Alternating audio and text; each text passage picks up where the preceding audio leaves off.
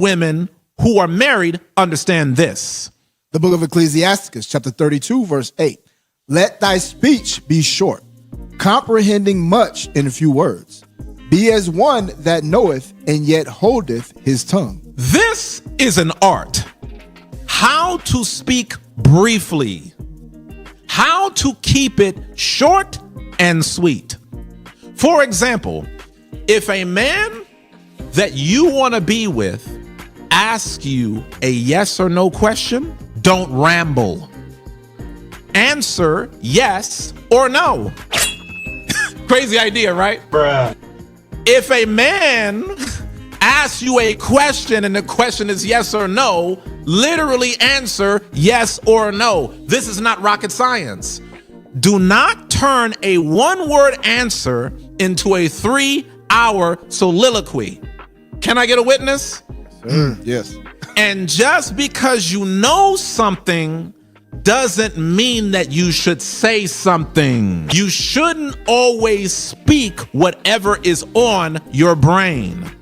Sometimes men have to learn lessons on their own. Come on. Let thy speech be short, comprehending much in few words. Be as one that knoweth and yet holdeth his tongue. If thou be among great men, make not thyself equal with them. And when ancient men are in place, use not many words. Now, ladies, you want a great man, don't you? The scripture says, if thou be among great men, make not thyself equal with them. And when ancient men are in place, use not many words. The greater a man is, the less you should talk. Unless he desires that from you so that he can lead you effectively. Ladies, this is just counsel for you. How can he lead you effectively if you're always talking? Blah, blah, blah, blah, blah, blah, blah, blah, blah, blah, blah, blah, blah. If he has to shut you up just so he can give you direction, how can he lead? You've got to be quiet to listen. God gave you 2 ears and 1 mouth for a reason. Can you read that again? Verse 9. If thou be among great men, make not thyself equal with them. Around this kind of man, it's always wise to think before you speak. Read. And when ancient men are in place, use not many words. You know, I want to tell y'all something. Senior Sister Ariel has a relative who's very quiet. But when this woman speaks, I'm more likely to listen because it's very rare for her to say something. Because she speaks so seldom, my ear inclines. In fact, I found that the more that a woman speaks, the less I listen. Because it's hard to filter what's important from random chatter. You better tell them, senior sister. I'm telling myself real quick, ladies, I have response autopilot. Let me give you an example. Senior sister says, hey, the house is burning down. Hey, the sky is falling down. Yeah, hon, sounds good. Bruh. You've already said so much to me that I'm like, okay, yeah, I hear you. Okay, I got it. So then by the time there's something that I really needed to remember, I'm very likely to forget. So we got to work through an actual process. Hey, I need you to remember this. I'm going to put this in writing. You might need to put your signature. I told you this. We've had to get down a whole process just to make sure that I'm able to retain what's being said. Oftentimes, if a woman speaks to a man at length, there's things that's bound to get lost. Just keep that in mind, ladies. Sometimes, if you want more power behind your words, say less. Yeah, and this happens in matters of counsel as well. And I'm just going to give y'all from my perspective. Ladies, if you're ever in a counsel with Deacon Shema, if you're counseling with me, just use as few words as possible. Because as Chief Notice said, for me, it'll start sounding like Charlie Brown. You know, it's like I just forget because you said a lot. And also, the scriptures say, in a multitude of words, there wanteth not sin. Meaning you're saying a lot. You're bound to slip up and there could be some sin in what you're talking about. So just use very few words, get straight to the point. As Chivo said, yes or no answers if that's what's asked of you. And if you are asked to give a more detailed explanation, do that in as few words as possible, but to be able to get the point across, because we be checking out after a certain amount of time. I want y'all to notice what the deacon said. If it's asked of you, if a man wants to hear more, he's going to ask.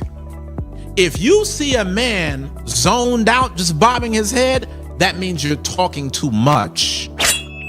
Say less. Let's go to Ecclesiasticus chapter 25, verse 20. The book of Ecclesiasticus chapter 25, verse 20. I guarantee there's a woman watching this class that can bear testimony on how she plucked her house down through her words. I guarantee that there's at least one woman watching this class who would say, I still would have had this man in my life had I not said this. He that hath an ear, let him hear. Had I not said this, this would not have happened. Had I not said this, things wouldn't have went like this. It wouldn't have went left. Ladies, silence is power. A lot of problems happen in this life because of a lot of talking. Read. As the climbing up of a sandy way is to the feet of the aged, so is a wife full of words to a quiet man. Now listen to this. The same way it would be like for us to take a 60-year-old man. Remember that fight that just happened? Yeah. Right? Jake Paul and Mike Tyson. Right. And you saw he didn't have no legs. He didn't have no legs because he was an older man. So just imagine trying to take Mike Tyson and say, run up this sand dune right here. That's very difficult because he's aged.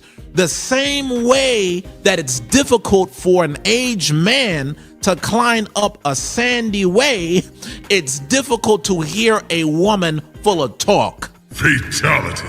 As the climbing up a sandy way is to the feet of the aged, so is a wife full of words to a quiet man. Now, ladies, this is where you check yourself. Is my husband introverted? Is he a quiet man or is he a talkative man? If you're dealing with the likes of me, for example, it happens in phases. Sometimes I can talk at length. Sometimes I don't want to say nothing at all. My son, the exact same way. You try to say 2 words to my son sometime, he gonna push you off of him. You just gotta know your man. As the climbing up a sandy way is to the feet of the aged, so is a wife full of words to a quiet man. Now, if you're a single woman, you gotta ask yourself, is the man that I desire quiet? If so, he probably doesn't want to hear a lot of talking. Nope. Here's the secret, ladies. If a man wants you to say more, he will ask. If he's not asking you to say more, say less. Many of us associate silence with peace. Men are simple creatures, ladies. We want 3 things: sex, sandwich, silence. Say it with me, ladies. Sex, sandwich, silence. Bruh. Not only do we not want to hear a lot of words all the time, we definitely don't want your words to be filled with nagging and arguing. Let's go to Proverbs chapter 21, verse 19. Did this microphone pick up the from Elder Yakin? If not, Brother Asaph, let's invest in high quality equipment. See, my brothers, they leaving me out there. But I just want you to pay attention to the sound effects that I'm not hitting. When you hearing brothers make these moans, it means there's some truth to it. Proverbs chapter 21, 19. The book of Proverbs chapter 21, verse 19, KJV. It is better to dwell in the wilderness than with a contentious and an angry woman. That's a heavy thing. Scripture says it's better to dwell in the wilderness. than with a contentious and an angry woman. And our foreparents murmured in the wilderness. Scriptures say that's better. It's better to dwell in the wilderness. There's different verses you read. It's better to be on the corner of a rooftop than to be with a contentious and an angry woman, boy. Gaga, gaga, gaga, gaga, gaga, gaga, gaga. Every time you turn around, it's something. Now, we're going to simplify this.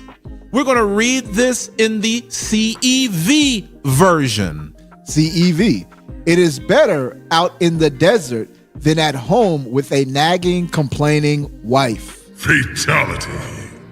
That was a bar. Do any of y'all bear witness to this? Yes, sir.